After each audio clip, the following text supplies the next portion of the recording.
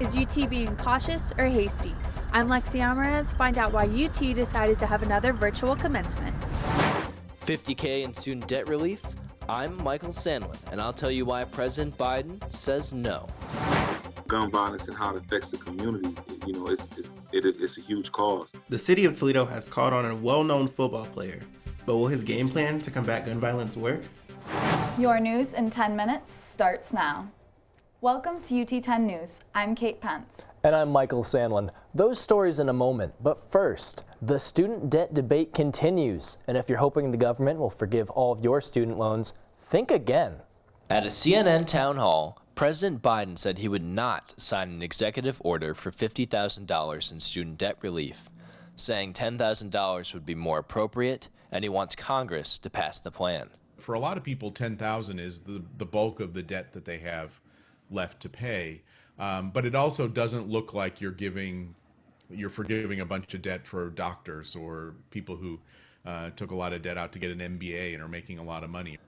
Senate Majority Leader Chuck Schumer and Senator Elizabeth Warren say $10,000 simply isn't enough. $50,000 has more of an effect than $10,000, but it's also obviously 5 times as much money coming out of the federal treasury, and that could have other effects that might crowd out spending on something else. Both parties agree student debt is a crisis. Studies reveal it exceeds credit card debt and comes in second only to home mortgages. There's more than $1 trillion of outstanding student debt, and it's holding them back in terms of being able to buy a house, being able to go to graduate school.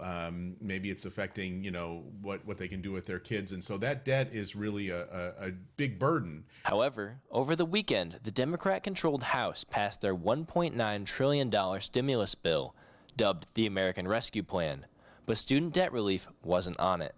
Senators Schumer and Warren released statements promising to continue fighting for student debt relief, but its future remains unclear. The president says he is looking into other ways of relieving the student debt crisis, specifically free community college and earning debt forgiveness through volunteer work. In other financial news, could a third stimulus check be on the way? The House passed President Biden's $1.9 trillion American Rescue Plan. This could mean a $1,400 check for Americans, including college students who file as dependent. But a political science expert says it's not a done deal yet. So they want to get this done by March 14th, but there's a lot to go. The Senate will have to pass its version. It will almost certainly be somewhat different from the House version. They'll have to match them up and come to some sort of an agreement, and then both the House and the Senate will have to vote on it again. So it's going to be a very busy next week and a half to get this across the finish line. The city of Toledo is working on a new plan to help reduce gun violence and provide resources for those at risk. They're bringing in former linebacker and Toledo native Jawan Armour to do it. UT 10's Devin Harrison joins us now live from the courthouse in downtown Toledo. Devin, why Jawan? Well, okay, it was Jawan's own personal experiences with gun violence growing up here in Toledo, and also the death of UT football player Janelle Douglas that led him to keeping people out of here. Of the 2,609 gun crimes annually in Toledo, 30 were homicides caused by firearms. That's where Jawan Armour comes in. Now that the mayor has taken initiative to address this as a public health issue, which it is, we can provide a more comprehensive approach to solutions. With social support services, healthcare, and education, as well as violence deterrence programs. People just want to say gun violence is, that's what it is, gun violence, but it's so more complex than that. He says underlying issues consist of domestic violence, mental health issues, and gang violence, to name a few. They also hope to improve the relationship between law enforcement and the Toledo community. But residents like Sayla Strickland, who have witnessed violence firsthand, say it might take more to see real change. The community needs to get together and stop the violence, all the gun violence and all of that. However, Armour is hopeful that in time, crime rates will decrease, a change Strickland and so many others wish to see. Numbers don't lie, and that's how I'll measure my success. The city of Toledo says that one of the outcomes they like to see with this new initiative is reduced police engagement in high-risk areas due to low violence. I'm Devin Harrison, live in Toledo, UT 10 News. For more information on the city's plan to put a stop to gun violence, visit our website, ut10news.com. Many UT students are not happy with the university decision to hold commencement online again this May, but a group of students are hoping to change administrators' minds. UT10's Lexi Alvarez joins us now live from campus. Lexi, you spoke with an administrator. Is there any changing their minds at this point? At this point, it doesn't look like it, but that's not stopping students from circulating this petition with more than 2,300 signatures. University of Toledo will be expecting its third virtual commencement in the spring. The university decided that with the pandemic, the safest choice was to have another virtual commencement. It's not a decision that we take lightly. We want our graduates to know that, they're important to us. We're proud of them. We want this experience to be very special for them. But it's not an easy situation in terms of the planning. They must have time to prepare and produce what needs to be done before the graduation. Victoria Houston started a petition for the upcoming graduates to walk for commencement in the spring. She hopes that the petition allows the university to see how students feel about the decision to be virtual.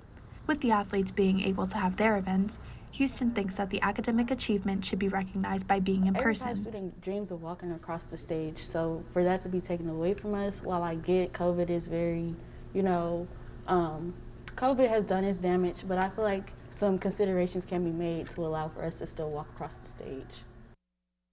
Houston wishes the petition will have an impact on the university's decision. I feel like with the petition, at least there's going to be a conversation around spring commencement in a pandemic. To make graduation more unique for students, each college is planning to do something special like drive an event for graduates in the spring. Live on campus, Lexi Alvarez, UT10 News. For more information about the virtual commencement, visit our website, ut10news.com.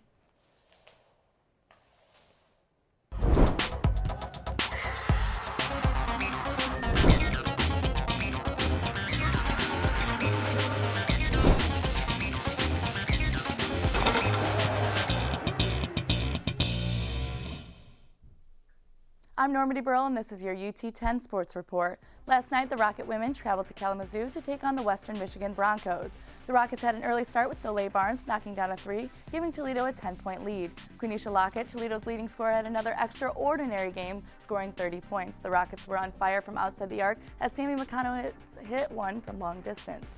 McConowitz finished with 13 points for the Rockets. The Broncos pushed back, but Sophia Wired was able to keep the Rockets up. Toledo secured the win in Kalamazoo, 82-73. They will be back in action at home versus EMU on Saturday, 2 p.m. on ESPN+. The Rocket men traveled to Mount Pleasant on Tuesday to play the Central Michigan Chippewas. Marianne Jackson got the Rockets going early with the triple. The Chips fought, but the Rocket offense dominated the first half, giving the Rockets a 14-point lead. The second half started strong for the Rockets with one from downtown for Spencer Littleson. However, the Chippewas, led by junior guards Michael Murray and Kayla Huffman, fought their way back. The Rockets would drop this game on the road 79-81. The Rockets will be back home for senior night versus Ball State tomorrow at 7 p.m. on CBS Sports Network. The MAC tournament begins 1 week from today, and we'll learn who the Rockets will face in the first round after the conclusion of regular season play. For the last time, this has been Normandy Burrell. Back to you, Mike and Kate. Thanks, Normandy. If you're looking for something to do for Easter but wanting to be safe from COVID-19, Levis Commons has an event for you. Levis Commons Shopping Center is hosting its 17th annual Easter egg hunt, but keeping it contact-free. From now until March 31st, people of all ages can go search for eggs hidden throughout the town center. You can download an entry form and fill it out with the special names found written on the eggs. On April 1st, a winner will be chosen to get the Levis Commons Easter egg hunt grand prize, which is a basket full of goodies, more than $100 in value. That does it for this week's UT10 News. Follow us on social media, catch replays of our newscasts on YouTube, and listen to 88.3 WXUT FM on Saturday mornings at 7:45 for the UT10 News Weekly Update. Tune in next Thursday at noon with the latest news from the university. For Michael Sandlin and Kate Pence, have a great day.